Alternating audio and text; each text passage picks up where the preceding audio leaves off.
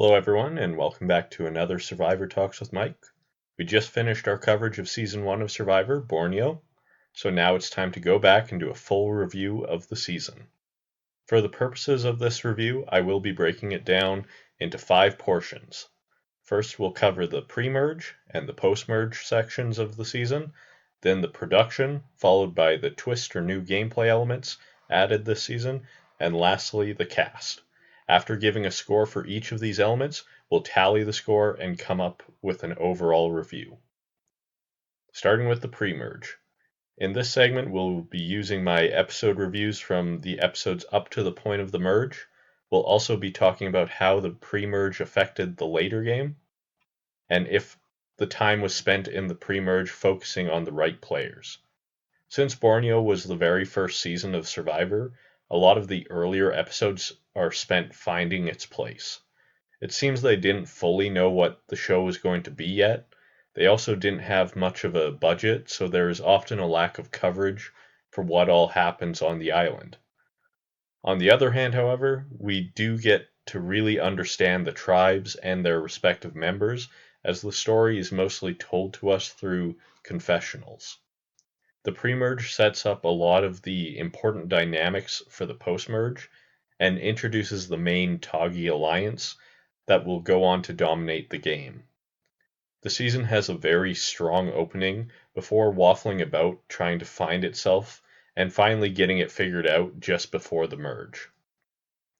So in my recaps, I gave Episode 1 a 9 out of 10, Episode 2 a 6 out of 10, Episode 3 a 6 out of 10, Episode 4 an 8 out of 10, Episode 5 an 8 out of 10, and then Episode 6 a 9 out of 10. The average comes out to 7.67, so I decided to round that down to 7.5. Since I think a lot of what happened in the pre-merge feels a little lost at times, and some of the boots like Stacy and Dirk feel unexplained. So the pre-merge gets a score of 7.5 out of 10. On to the post-merge. This segment will be much the same as the pre-merge segment, only instead we will be looking at the episodes from the post-merge. We will be looking at who the winner is and how well their journey through the post-merge portion of the game was told. Survivor had come into its own by the time of the merge, or merger as they call it in this season. These episodes continue the incredible without any real notable weak spots. It culminates in an excellent finale that sees our first ever winner crowned. While this is a case of one tribe just systematically removing the members of the other tribe, this is the first occasion of that occurring, so it doesn't feel boring yet. And with the cast that we get, it keeps the episodes lively. Episode 7 I gave a 9 out of 10, Episode 8 a 9 out of 10, Episode 9 a 9 out of 10, Episode 10 an 8 out of 10, Episode 11 an 8 out of 10, Episode 12 back to a 9 out of 10, and then the finale I gave a perfect 10 out of 10. This is an 8.86 out of 10 average.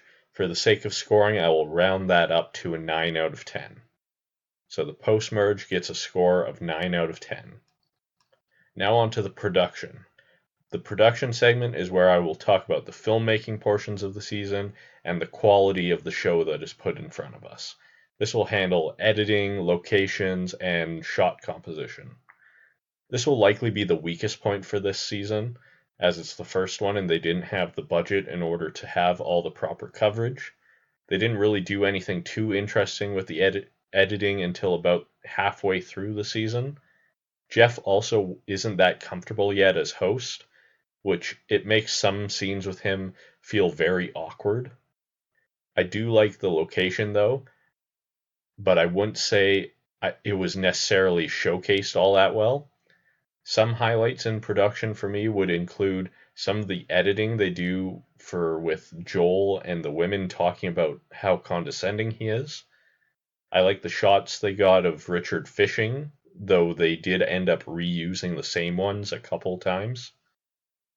I can't give the production that high of a score just due to all the flaws in it, but I will give it a few points for the things that I liked in it. So the production gets a score of 4 out of 10. On to twists and new elements. In this section, we will discuss the new twists and advantages that were in this season, and if they had a positive or negative effect on the game. This is the first season, so everything is new. It might be a little unfair that it gets credit for the show as a whole, but it was necessary. I will, however, dock it a point for a couple things that they tried to do that just either didn't work or were unnecessary, like the conch shell of truth and the gong at tribal council. So the twist score is a 9 out of 10. Now on to the cast. This is what I would generally say is the most important part of any Survivor season.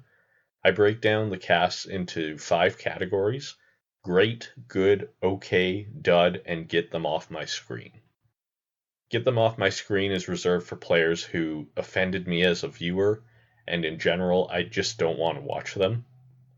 Duds aren't bad people, they just didn't pop on screen or do anything to really affect the game. Okay has players who either didn't last long enough to make an impact either way, or at the very least didn't take away from the experience of watching. Good are the standard for what I want the players to be, and great go above and beyond to make me want to see them play again and again. Survivor Borneo does a fantastic job of showcasing its cast, and as such has very few players in the lower end of my scale. None are truly terrible, though there are a couple of duds like Stacy and Dirk. Even someone like Joel, who was seen as chauvinistic, isn't too bad since he gets his comeuppance. There are also a ton of great players, like all of the jury onward. The rest all fall into the okay or great categories.